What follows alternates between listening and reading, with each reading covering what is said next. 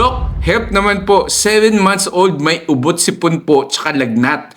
Ano po pwede i-home remedy? 7 months old, ubo, sipon, lagnat. Actually, hindi mo na i-home remedy. May lagnat ni. Usually, sa mga patients ko, 1 to 2 days, pag merong persistent fever, check up na po sa inyong pediatrician, lalo na sa mga infants.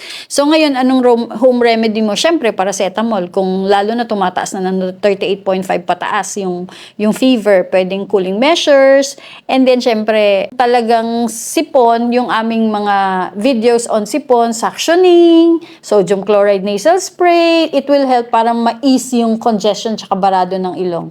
And then, yes, check up with your pediatrician para ma-auscultate yung baga ng bata. Kasi ngayon marami po yan, 1 to 2 days ubosipon, pangatlong araw may pneumonia na.